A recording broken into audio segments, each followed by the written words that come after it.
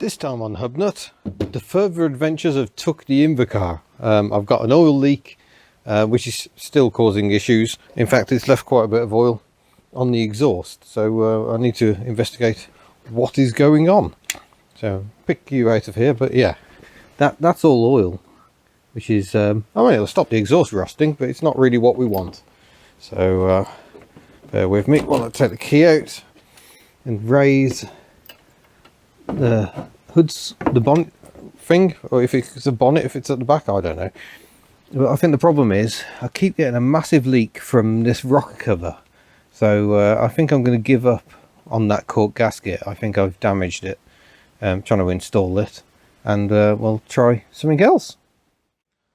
Right, let's see if we can get this rocker cover off again. Got a 13mm on a deep socket. I've got an oil catch can beneath. Get the nut off first of all. Apparently I need to undo it a bit more than that.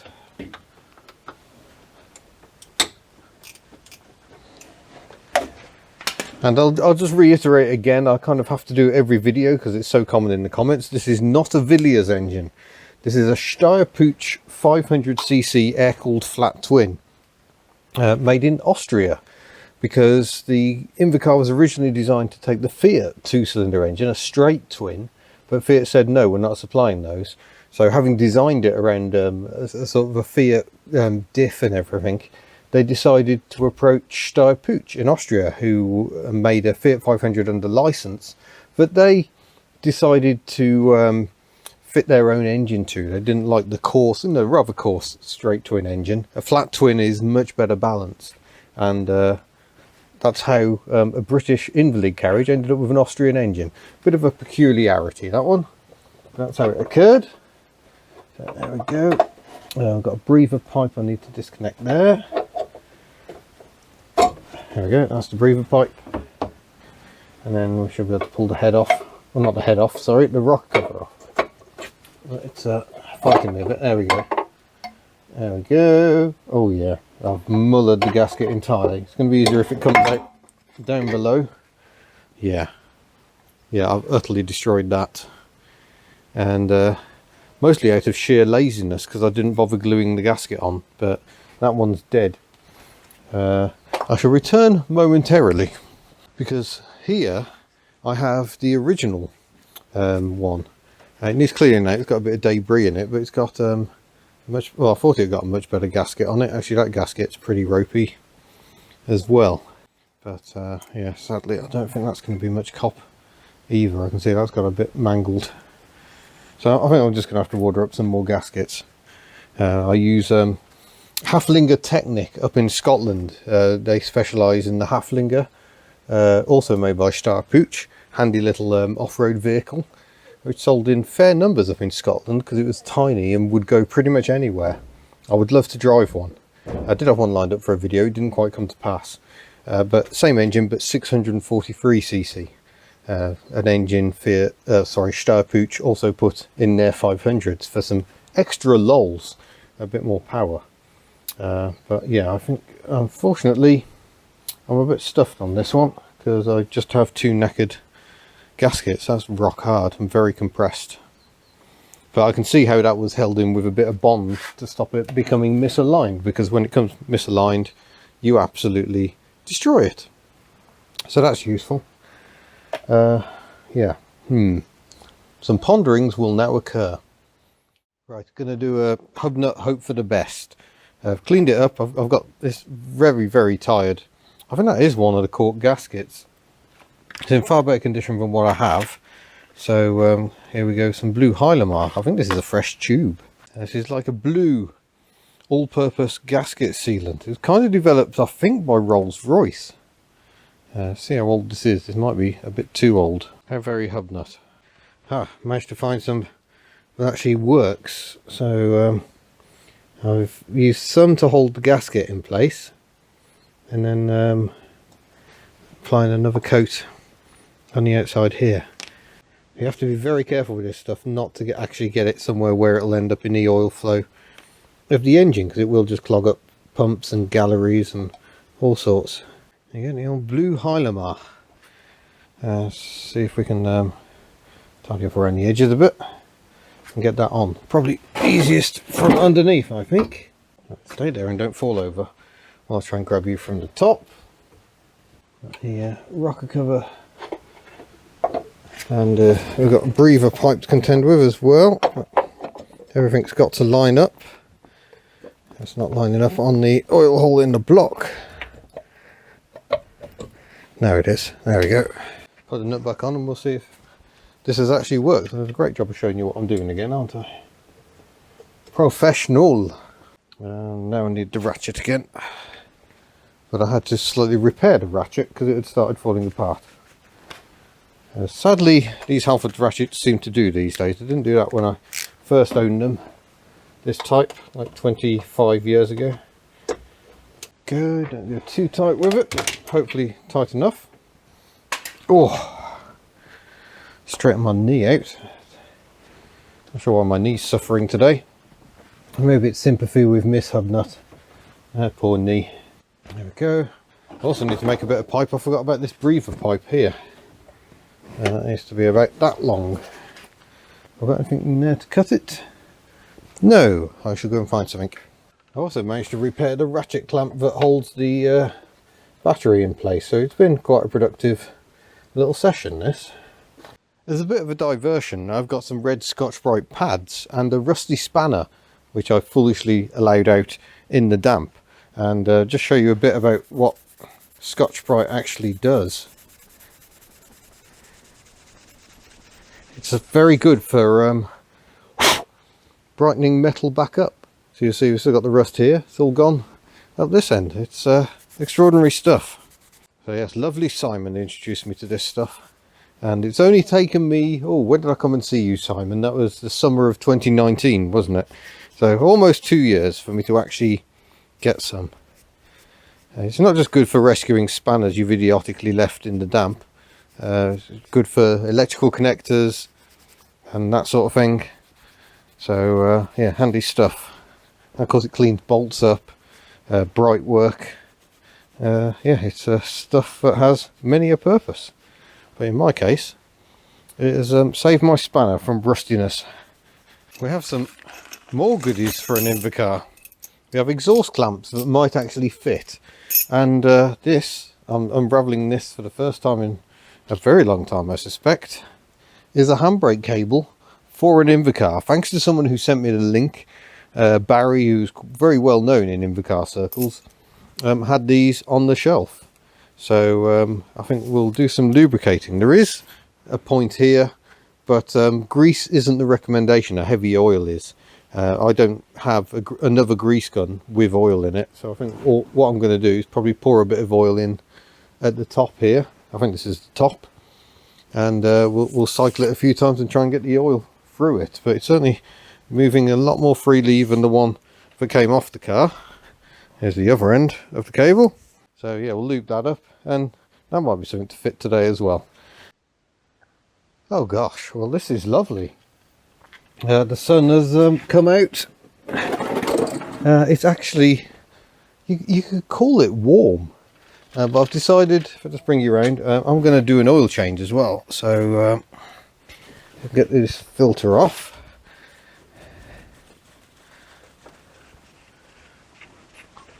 Make sure we're straight over the exhaust. Lovely. Brand new clamp I've just put on. Yes, thank you, oil filter. Let's try and tip the oil actually into the pan I thoughtfully put under the engine. It's a good time to do an oil change because I don't think there's very much oil in the car. There's a bit of oil down there I can use to smear on the oil filter ring. I can't fill the filter before fitting because it goes that way up, so that's physically impossible. But we'll screw that on there. Man W712. Oh, yeah, about as tight as you can by hand, and that should be good enough. Oh, there we go. Now to actually drain the rest of the oil, a bit of a pain. You have to drop a little pan off the bottom. Let's see if I can show you that. Ooh, careful now. If we head under yeah, there is no further drain plug. You have to take this little panel off. I'll say that. Is that a drain plug there? That might help. Or is that one there? Those bolts variously all over the place, but I think they're probably quite important, so I'm just going to take that off. 11mm headed nuts. As I recall, I've got a fresh gasket to go on there too. There we go. That's draining away. I've got one bolt, or one nut rather, still in place, but it's going to get very messy if I try and reduce it now. Remove it now even, so we'll leave that be. Could do with a degrease under here. I need to make sure we've actually stopped the oil leaks before bothering to clean up too much. But yeah, very similar to a Volkswagen. Oh, I think I just... oh, possibly 2. Oh, maybe 3. Shake-proof washers have now dropped into the oil, so they won't be rusting. Hello! Lots of sunshine. Just been for a run out in Ellie. Roof back, muff on. I love this time of year. So we went to get milk because I hadn't got any milk, and I know the kids have drunk all the milk at home as well. But I've also just dropped the oil pan off the bottom. You see, it's got a built-in strainer to get rid of the worst gunk. It doesn't look too bad, but look at the muck build-up around this plate. So I've got a fresh gasket to go on, and we'll clean this up in the parts washer. Now we can actually get into the parts washer. And here we go. This is cleaning up quite nicely. Parts washer, even if you haven't got it plumbed in to actually do the recirculating, is still so useful just to have somewhere where you can work on something this dirty. And then afterwards, all you have to do is close the lid. I'm giving it a clean inside and out, because there's a build-up of muck on both sides. Get the old tough brush out. Get rid of some of this crud and give it a better chance of sealing nicely. But yeah, the idea is any muck kind of settles down here in the bottom and doesn't go through the engine. So I think the oil comes down through here. I think it's forced through the hole and then out through the mesh, so any mank builds up in the middle. Now I can't very easily get into that manky area, but we can just get a bit of the old degreasing fluid in there. I think this is going to be a great deal better. And while that dries in the actual sunshine, I hope you'll forgive me if I just sit down and have a cup of tea. Cheers. What a beautiful day. Oh, it's the first day of February as I record this. And yeah, it feels like we can get through winter now. It's amazing what difference just a bit of sunshine can make. I have a sunnier disposition. I have tea. I have an Invacar which is hopefully being steadily improved. Life is good. I'm very slowly filling the engine back up again. I'm using Commer's Classic 2050. These engines were originally designed for 30 grade, and a lot of people reckon 30 grade is the only thing to use in them. I think the benefits of multi-grade are there to be enjoyed, so I'm quite happy to use this stuff. I have paid for this oil. It is not a freebie, but it seems to do the job very nicely. Foxanne also runs on this stuff. 2CV runs on 1040, and frankly she runs on any 1040 I can get my hands on. I'm not particularly fussy. I'm not sure the sort of oil you use is quite as important as the viscosity and the frequency of oil changes. I say that, I know the 2CV hasn't done that many miles since the last oil change, but it is over a year, so I think that still needs doing. I don't think I've done that yet. This is why the next stage of organisation here on HUD needs to happen, which is clipboards for every car. The clipboards have arrived, so I can have a to-do list. I can make a note of when the oil was changed. That sort of thing makes life so much easier, especially when you've got a fleet of cars and you can never remember. Oh, there we go. We appear to have reached the minimum on the dipstick. Slightly annoying. You have to put the dipstick in, screw it in, and then unscrew it and pull it back out again to get a reading. And yeah, we're just above the minimum at the moment. But as we're just above the minimum, I might disconnect the distributor momentarily and just give her a spin. If I remember where the keys are. just to get the oil circulating, refill the oil filter and give us an accurate reading on the level. So if you could, Tuck.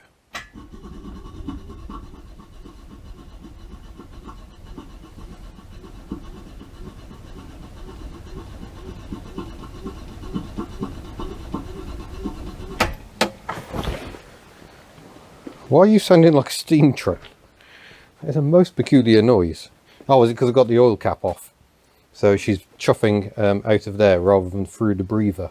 That's an easier route. I've got some stainless steel wool in there to allow the oil to condensate on it, and any fumes then go into the engine. And I've just confirmed my theory.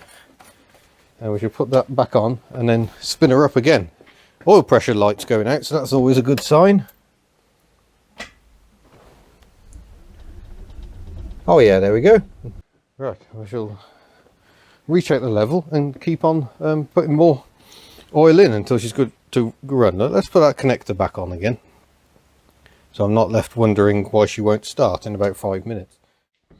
Make sure she's in neutral so she doesn't try driving off. That's always a problem on these.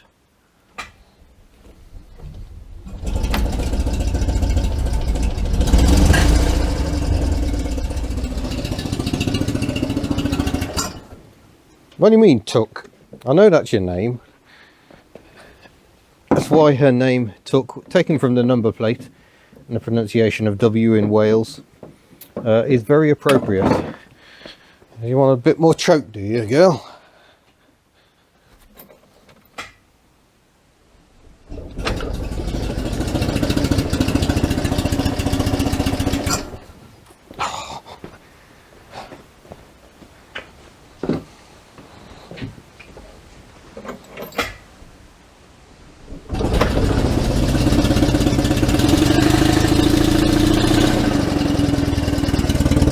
Let's move these things without getting spat on by an exhaust.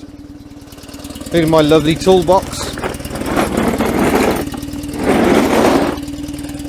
They're looking good. Bit of oil burning off the exhaust, as we'd probably expect. I'll just save my work light from wobbling its way off.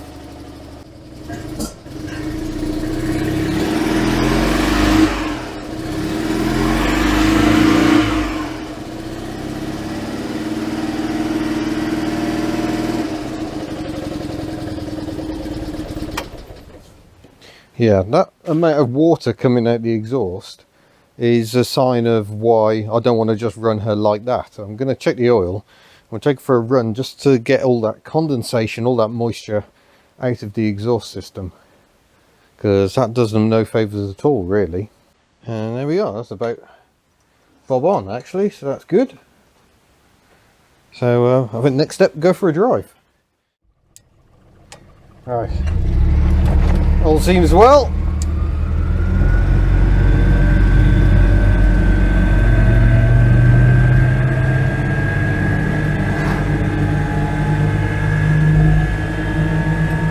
I might go all the way to the sorting office just to see if there's any mail. Whee!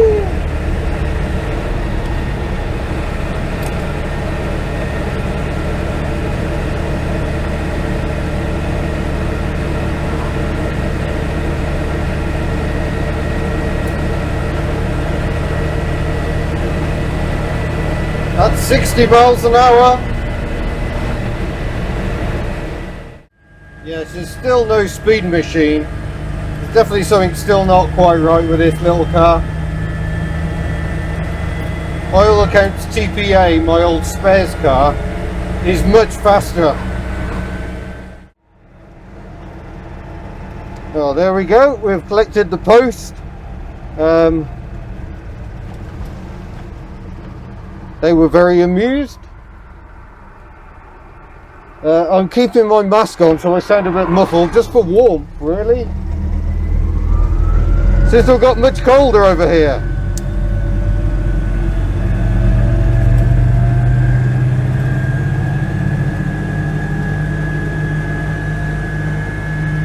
The dizzy heights of 40 miles an hour. Onwards back to home.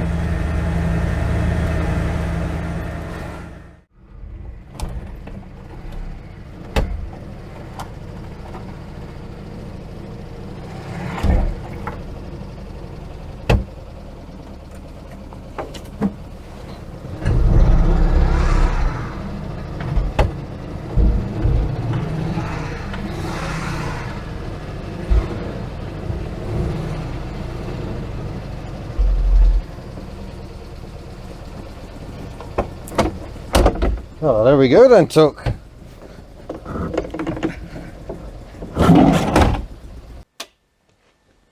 Well, that was a good run out. So next video we'll get around, or next Tuck video we'll get around to fitting this handbrake cable. Thank you for watching. Don't forget you can head to the store and buy lovely merchandise if you wish. You can check out YouTube channel memberships by looking for the link in the description below. But yeah, Tuck back in action, always fun. Thank you for watching and I'll see you again. Farewell. After all that, she's still leaking oil, so I'm going to have to get some new gaskets. Ugh.